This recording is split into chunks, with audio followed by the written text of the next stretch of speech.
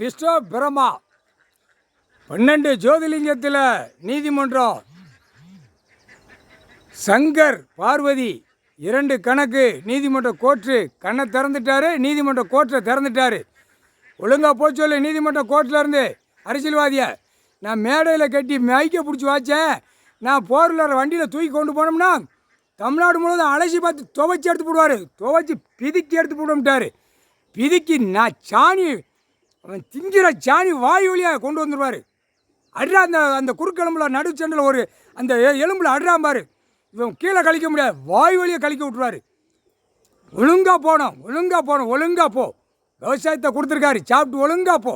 2ஆம் நம்பர் திரிக்கிறதெல்லாம் அந்தந்த சிட்டி கிராமத்தை பூரா ஒண்டிச்சிருவான். ஒண்டிச்சு கேட்டுக்கட்டாக போட்டுக்கிறவங்களாம் அடி கேட்டுக்கட்டாக போட்டுருக்காங்களா வேலியா அடி தருமடி விடுப்பான். தருமடியா வீட்டுக்குள்ளே நுழைஞ்சி பிடிச்சி சட்டை கிட்டையில் கிழிச்சி எரிஞ்சுக்கிட்டு அடி பிதுக்கி எடுத்து போடுவான். பிதுக்கி எடுத்து போடுவான். பூரா பாழாக்கி வச்சுருக்கான். பேப்பரை விட்டு வட்டி வாரக்கடை விடுத்து எல்லாமே அனைத்தும் பூரா பாழாக்கி வச்சுருக்கான். பேப்பரை பூரா பூமியை பாழாக்க வந்த பைப்பேல எல்லா இடத்துலையும் செங்கச்சுள்ள போட்டிருக்கான். பாத்தியா, அவனுக்கெல்லாம் ஓட விட்டு அடிப்பான்.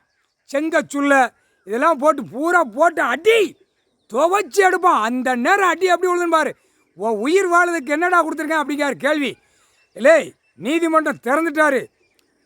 டெல்லி டு தமிழ்நாடு வரைக்கும் 12 ஜோதிலிங்கத்தில் நீதிமன்றத்தை அதை கெட்டி வச்சுருந்தான், அசிங்கம் பண்ணி வச்சுட்டான்.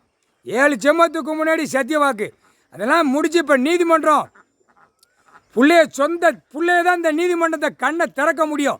அந்த கண்ணை திறந்து விட்டுச்சு பொம்பளை பிள்ளை. 3 கண்ணு நெற்றி கண்ணையும் திறந்துருச்சுடா. ஒழுங்காப்போ. அது பெரிய விஷயம். சங்கர் பார்வதி அதை வச்சு அங்கே அசிங்கம் பண்ணிட்டான். டெல்லியில் முக்கால் சத்தியம் டெல்லியில் அசிங்கம் பண்ணிட்டான். தமிழ்நாட்டில் பார்வதி பரமசிவன் 2 கணக்கில் அசிங்கம் பண்ணி பாடா படுத்தி வச்சுருக்கான். ரஸ்கல் வீடுந்தோறும் முளைஞ்சி அடிப்பான். பார்த்துக்கோ, முளைஞ்சி அடிப்பான். இராணுவ முப்பாட வீரரை முளைஞ்சி அடிப்பான். இப்போ யாருக்கு நீதிமன்றத்துக்கெல்லாம் அந்த பவர் இல்லை. ஜட்ஜி கிடையாது, வழக்கறிஞர்கள் கிடையாது, காவல்துறை கிடையாது, கீழே பத்திரப்பதிவு எல்லாத்துக்குமே யாருக்குமே அந்த பவர் கிடையாது. சீல் குத்திட்டாரு. சீலை குத்துதார். இப்போ சீலை குத்தியாச்சுன்னா பவர் இல்லைன்னு அர்த்தம். எல்லாம் பொம்மை மாதிரி போவான்.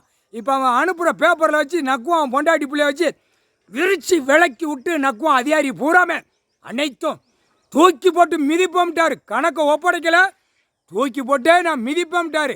இல்லை, சங்கர் நீதிமன்றம் திறந்துட்டாருனாலே ஆட்டா முட்டிக்காக டெல்லி மும்பையிலேருந்து அமர்நாத்லேருந்து முப்படை வானரப்படை உள்ளே கொண்டு வந்துருவாரா. இது முக்கால் சத்தியம்டா. இது முக்கால் சத்தியம்.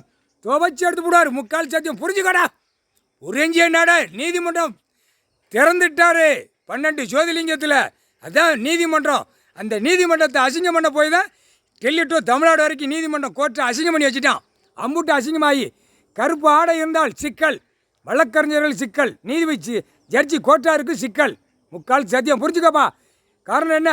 வெளியில் வெறியாட்டமாக வருவான், உள்ள நீதிமன்றத்தில் காலை வைப்பான். அதெல்லாம் வெளியே ஒதுக்குன்னு எப்போ போட்டார். ஆனால் இன்னும் நீங்கள் கணக்குன்னு எடுக்காமல் இருக்குது. அப்போ உங்களுக்கு சிக்கல் வந்தாத்து அட்டா முட்டிக்காக கடவுளை ஏற்று பார்ப்பீங்க. ஐயா உட்காந்துருக்காரு அப்படின்னு. முக்கால் சத்தியம். புரிஞ்சுக்கப்பா.